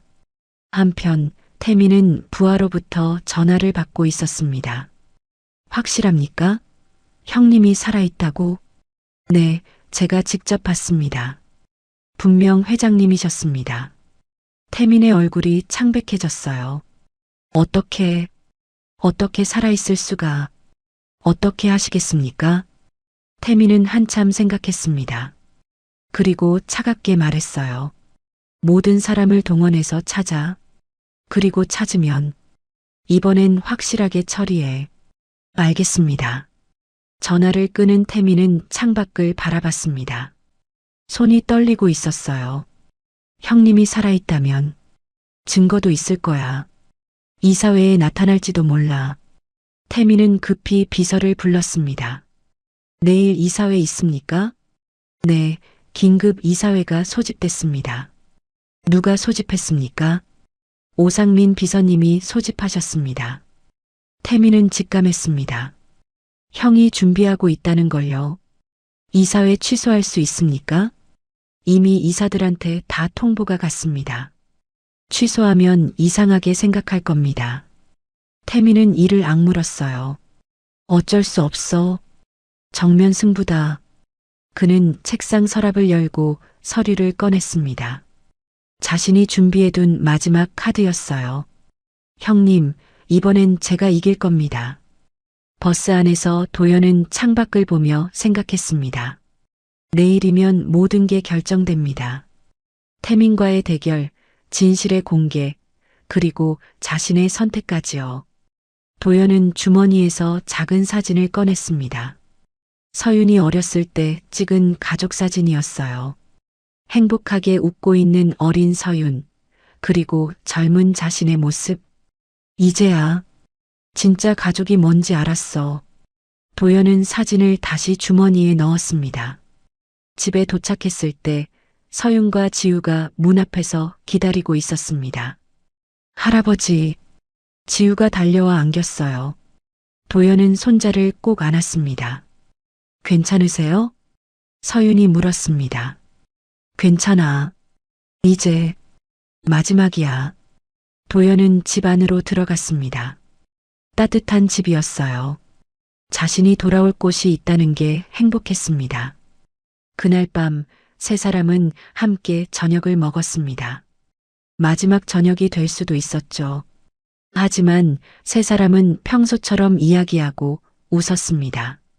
할아버지, 내일 일 끝나면 낚시 가요. 그래, 가자. 약속이다. 도연은 지우와 다시 새끼손가락을 걸었습니다. 그 밤 도연은 오랜만에 편안하게 잠들었습니다. 내일이면 모든 게 끝날 겁니다. 다음 날 아침 도연은 일찍 일어났습니다. 오늘이 결전의 날이었어요. 정장을 입었습니다. 서윤이 다려준 깨끗한 셔츠, 오상민이 어제 가져다 준 양복. 거울을 보니 예전의 회장 모습이 되어 있었죠. 하지만 눈빛만큼은 달랐습니다. 예전처럼 차갑지 않았어요. 오히려 따뜻하고 단단했습니다. 아버지, 서윤이 방문을 두드렸습니다. 들어와. 서윤이 들어왔어요. 도연의 모습을 보고 잠시 멈췄습니다. 멋있으시네요. 그래. 도연은 쓴웃음을 지었습니다. 오랜만에 입으니까 어색하네. 서윤은 도연 앞에 섰습니다. 그리고 넥타이를 고쳐줬어요. 조금 삐뚤어졌어요. 고맙다. 서윤의 손길이 느껴졌습니다. 조심스럽지만 따뜻한 손이었어요. 아버지, 응? 꼭 이겨야 돼요. 알죠? 서윤의 목소리는 떨리고 있었습니다. 도연은 딸의 손을 잡았어요. 이길 거야. 약속할게. 그리고 꼭 돌아오세요. 당연하지. 여기가 내 집인데. 도연은 웃으며 말했습니다. 서윤도 작게 웃었어요. 거실로 나가자 지우가 식탁에 앉아 있었습니다. 학교 가기 전이었어요. 할아버지, 오늘 정말 중요한 날이에요? 그래. 그럼 이거 받으세요. 지우는 주머니에서 조그만 조개 껍데기를 꺼냈습니다. 이게 뭐니? 행운의 조개예요. 제가 바다에서 주웠는데 이거 주머니에 넣고 다니면 좋은 일 생긴대요. 지우는 환하게 웃으며 도연의 손에 조개를 쥐어줬습니다. 할아버지, 오늘 좋은 일만 있을 거예요. 그리고 빨리 돌아오세요. 약속했잖아요. 낚시 가기로요. 도연은 가슴이 뭉클했어요. 조개 껍데기를 꼭 쥐고 지우를 안았습니다. 고맙다, 지우야. 할아버지 꼭 이기고 올게. 네, 파이팅. 지우가 주먹을 불끈 쥐었습니다. 도연도 주먹을 쥐어 지우와 부딪혔어요. 간단히 아침을 먹고 도연은 집을 나섰습니다. 오상민이 보낸 차가 마을 입구에서 기다리고 있었어요. 차에 타자 운전기사가 인사했습니다. 회장님, 오랜만입니다. 그래, 오랜만이야. 도연은 창밖을 바라봤습니다. 지나가는 풍경들이 낯설었어요. 아니, 예전에는 무심코 지나쳤던 풍경이 이제는 다르게 보였습니다. 1시간 정도 지나자 도시가 나타났습니다. 높은 빌딩들, 복잡한 도로, 바쁘게 움직이는 사람들. 도연이 평생 살았던 세상이었어요. 차는 혜성그룹 본사 앞에 멈췄습니다. 40층짜리 건물이었죠. 입구에는 혜성그룹의 로고가 크게 붙어 있었습니다. 도연은 차에서 내렸습니다. 건물을 올려다봤어요. 자신이 40년 동안 일군 것이었습니다. 하지만 이제는 이 건물이 전부가 아니라는 걸 알았어요. 회장님, 이사회는 10층 대회의실입니다. 오상민이 앞장섰습니다. 도연은 따라갔어요. 엘리베이터를 타고 10층에 도착했습니다. 복도를 걷는데 직원들이 도연을 보고 깜짝 놀랐어요. 회장님, 회장님이 살아계셔? 웅성거림이 퍼졌습니다. 도연은 신경 쓰지 않고 계속 걸었어요. 대회의실 문 앞에 도착했습니다. 문을 열자 이사들이 모두 앉아 있었어요. 그리고 상석에는 태민이 앉아 있었습니다. 도연이 들어서는 순간 회의실이 조용해졌습니다. 모두가 도연을 빤히 쳐다봤어요. 태민의 얼굴이 창백해졌습니다. 형님? 오랜만이네, 태민아. 도연은 차분하게 말했습니다. 그리고 상석 쪽으로 걸어갔어요. 어떻게 살아계십니까?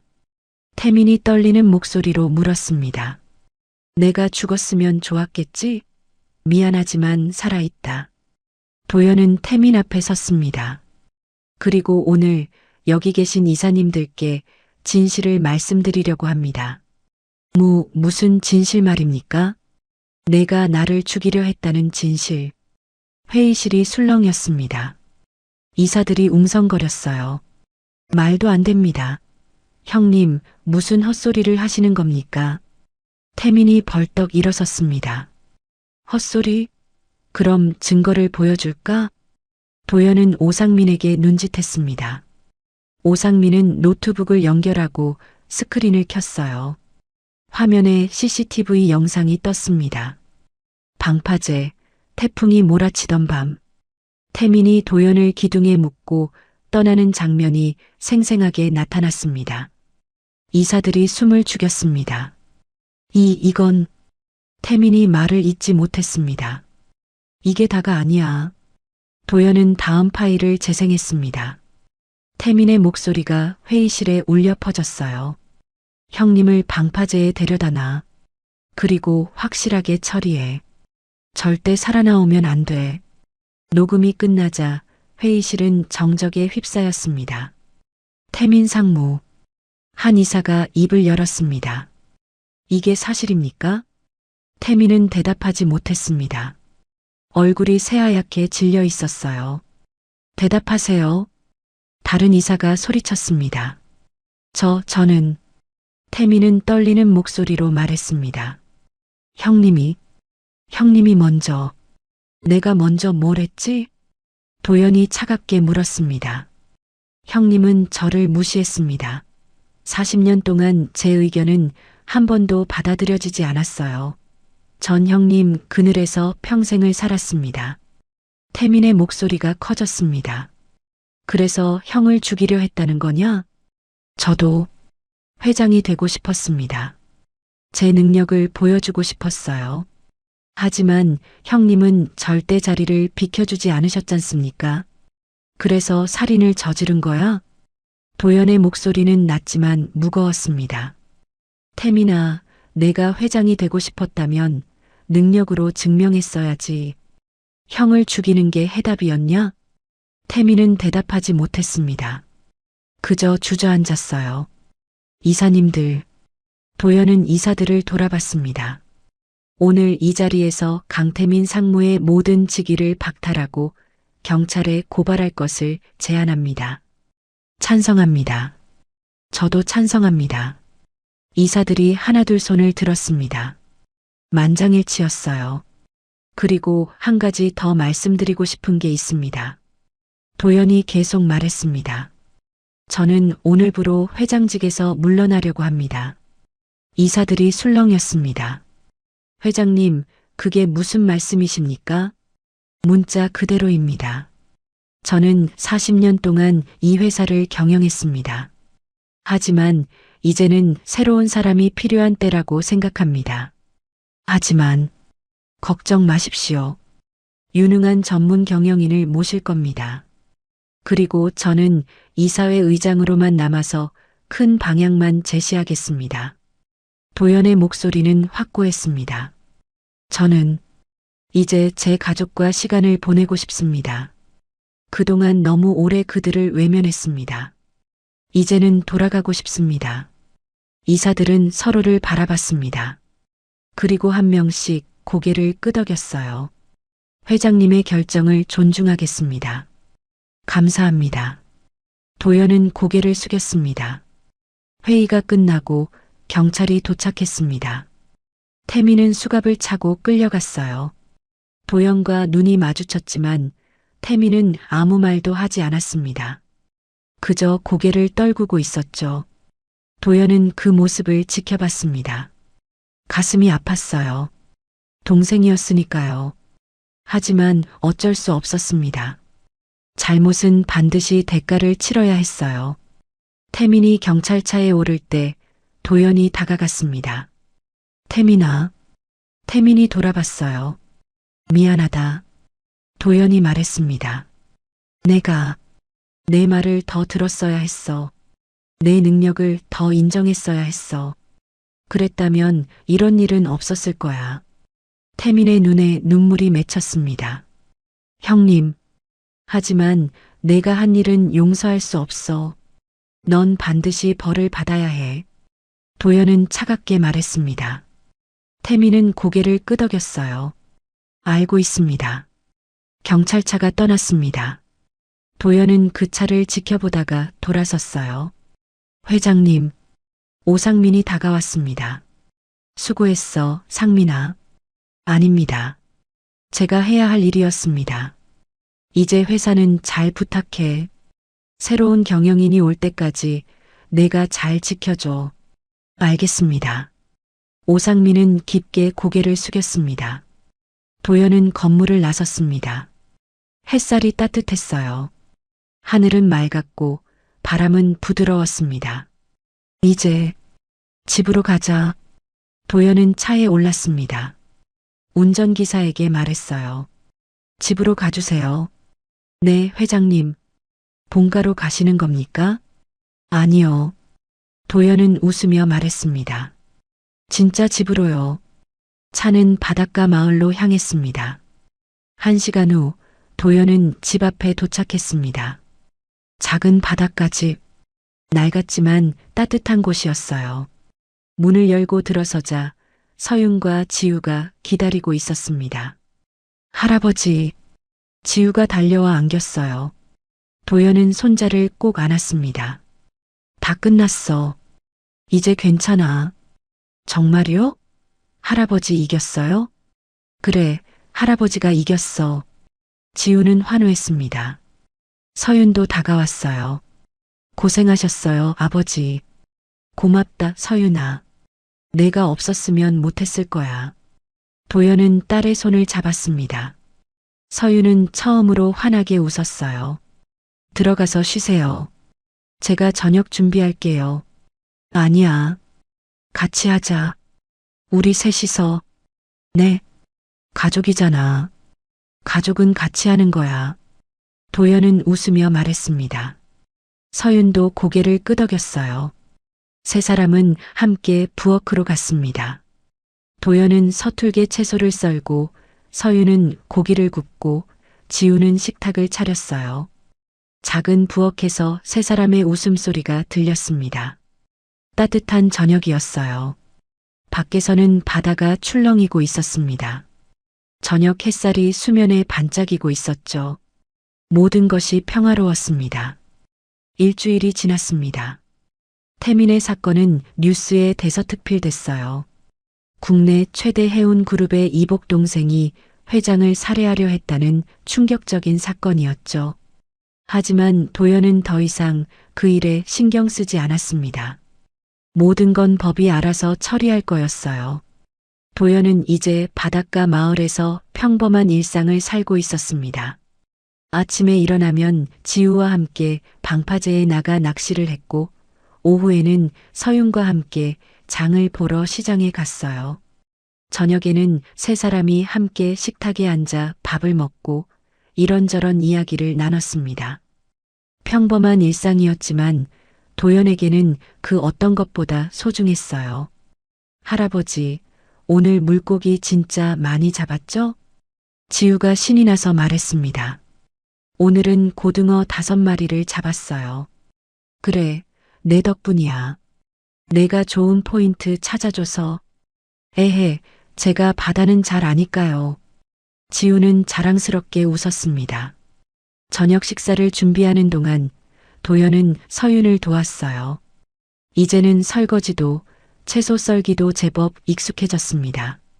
아버지, 많이 늘으셨네요. 이제 제법인데요? 그래, 선생님이 잘 가르쳐줘서 그래. 도연이 웃으며 말했습니다. 서윤도 미소 지었어요. 요즘 서윤의 표정이 많이 밝아졌습니다. 예전처럼 굳어있지 않았고 웃음도 자주 보였어요. 도연은 그게 가장 기뻤습니다. 서윤아. 네.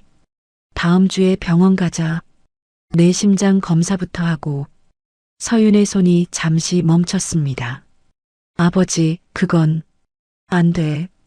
이건 내가 양보 못해. 내가 아프면 안 돼. 도연의 목소리는 단호했습니다. 치료비는 제가 낼 거야. 그리고 수술도 받고. 그래야 지우랑 오래 살 수 있잖아. 서윤은 한참 도연을 쳐다봤습니다.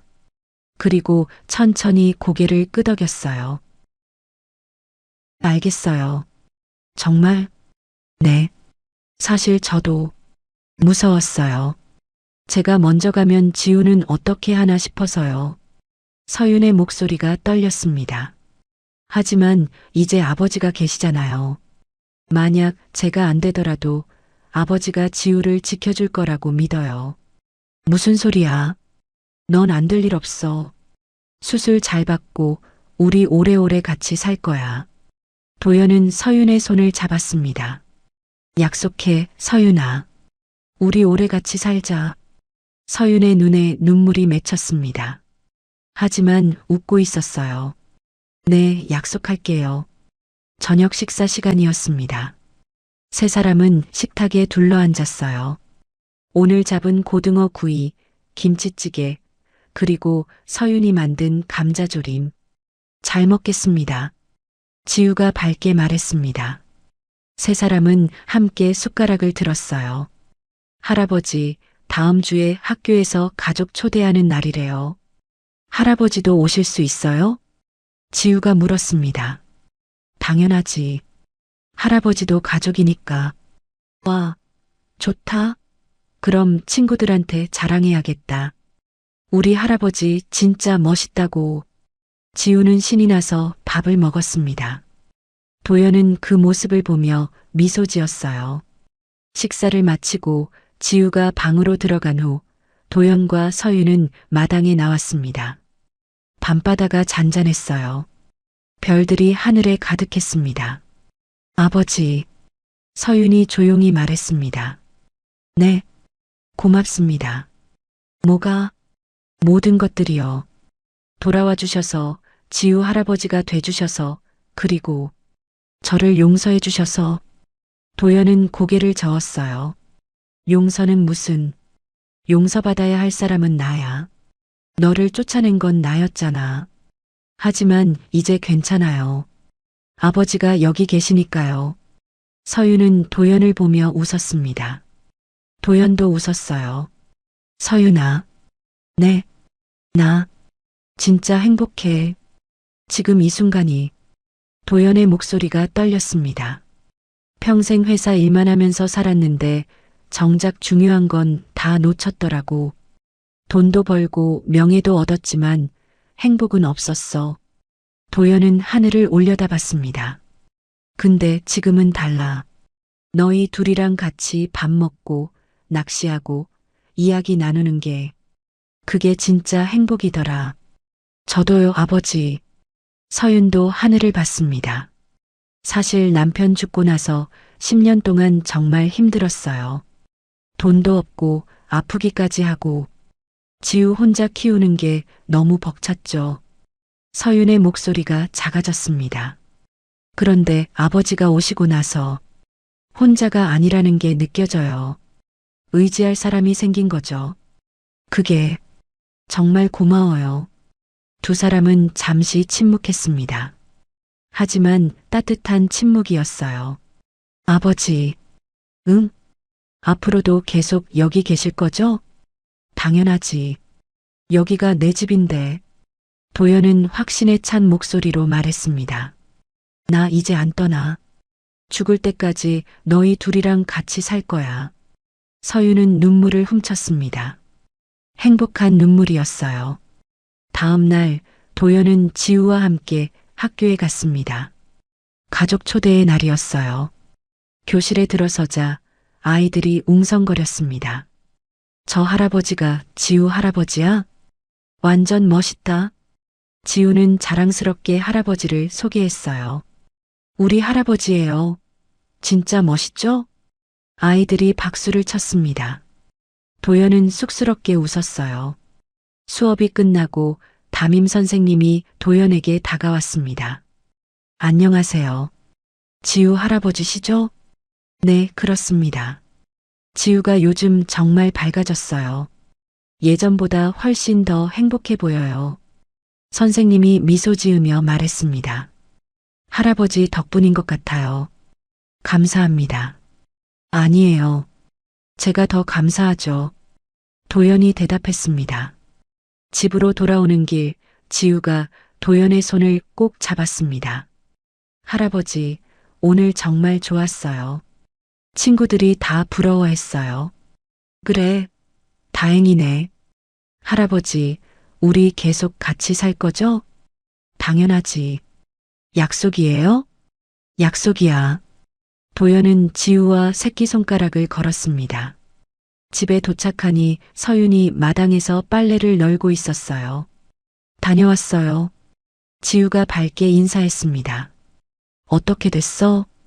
완전 대박이었어요. 친구들이 할아버지 보고 다 멋있대요.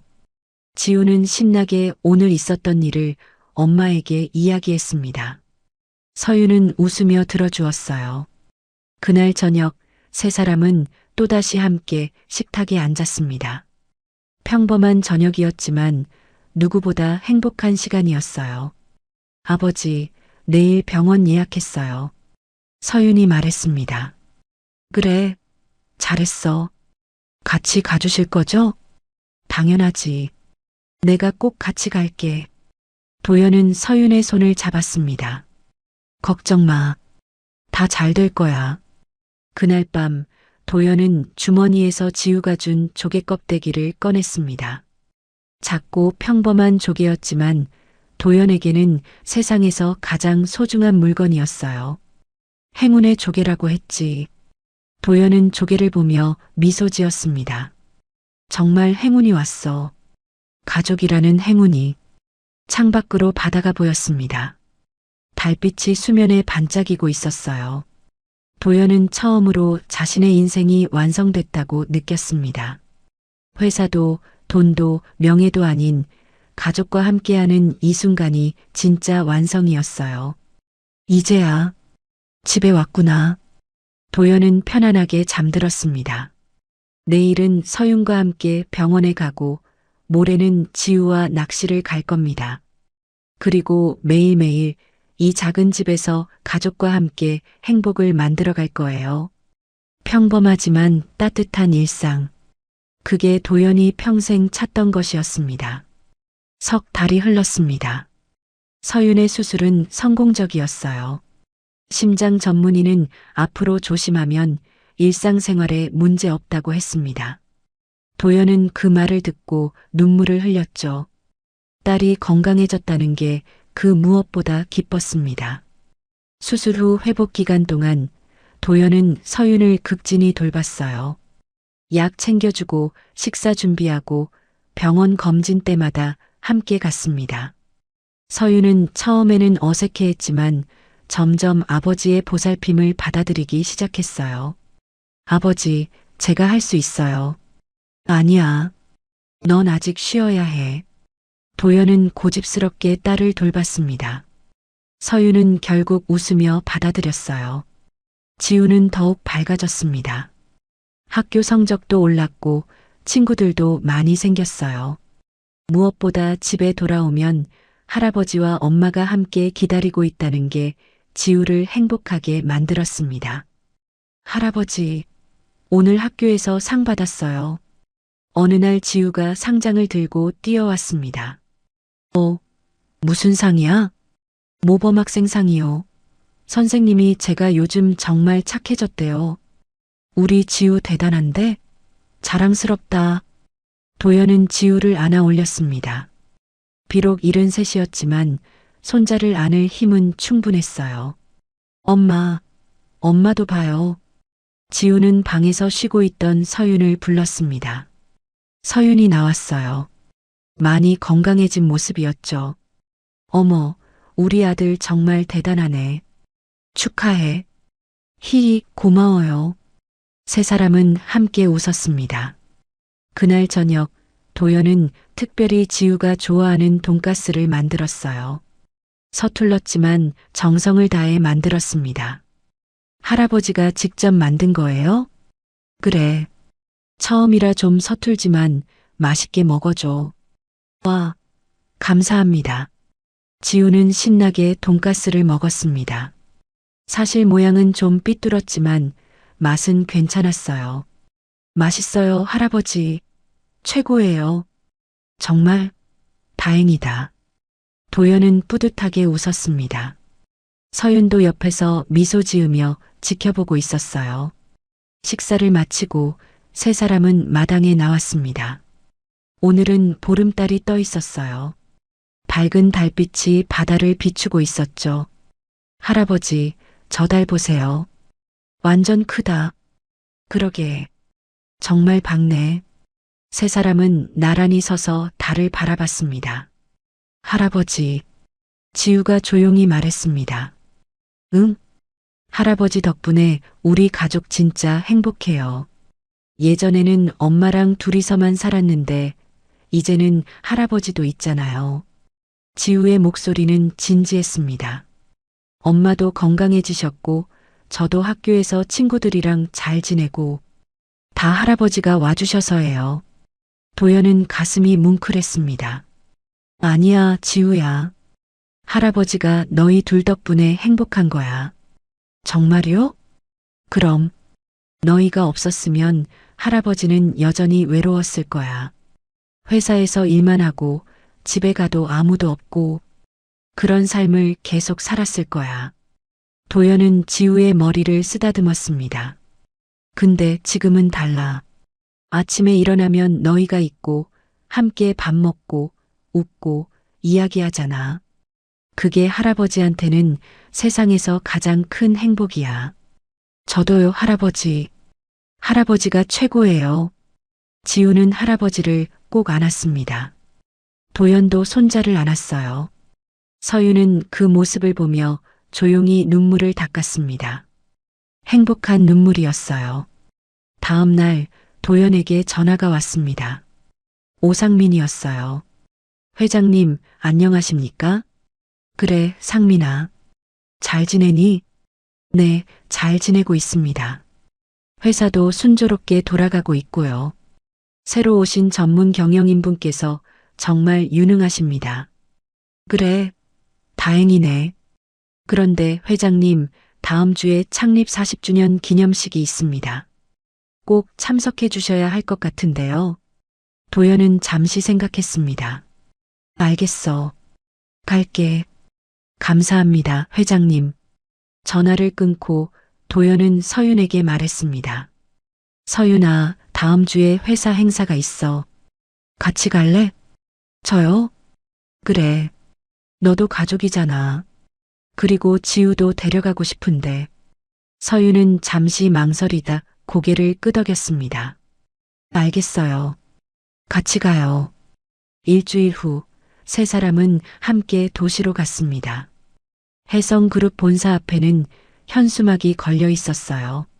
창립 40주년 기념식이라고 크게 쓰여 있었죠. 우와, 여기가 할아버지 회사예요? 완전 크다. 지우가 놀라며 말했습니다. 그래, 할아버지가 40년 동안 일한 곳이야. 세 사람은 건물 안으로 들어갔습니다. 임직원들이 도연을 보고 인사했어요. 회장님 오셨습니까? 오랜만입니다.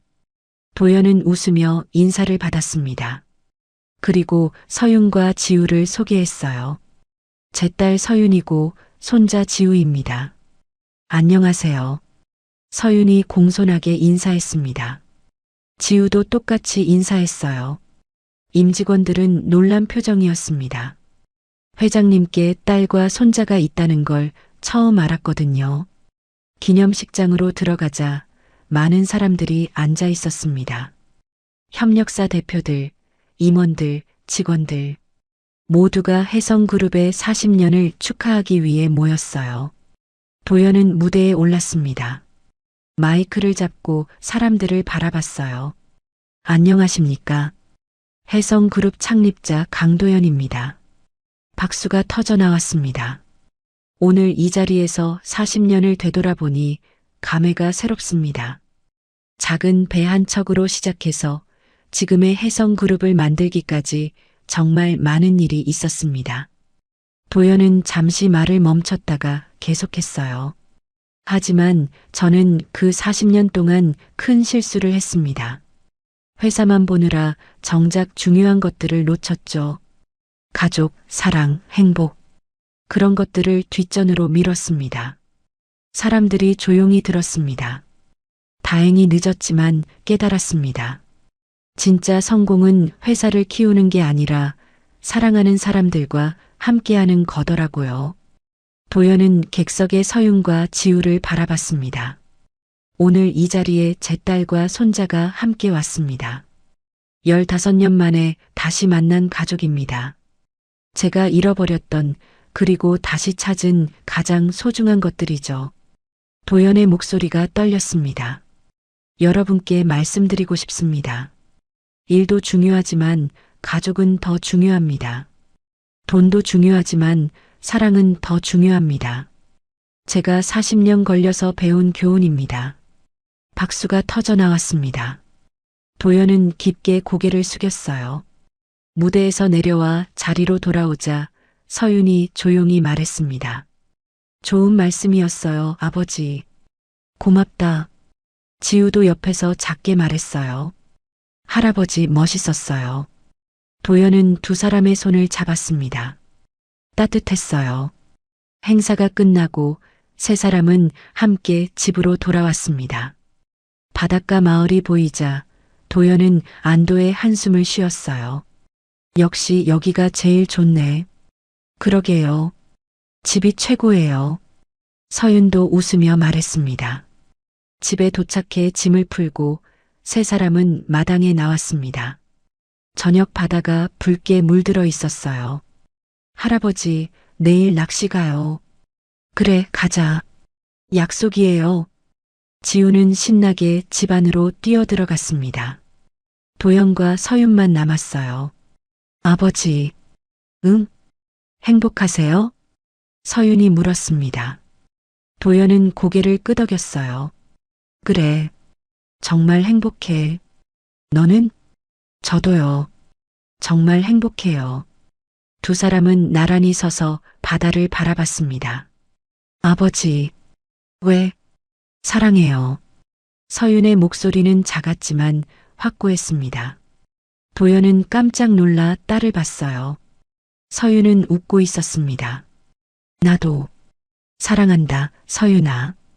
도연의 목소리도 떨렸습니다. 두 사람은 서로를 안았어요. 15년 만의 포옹이었습니다.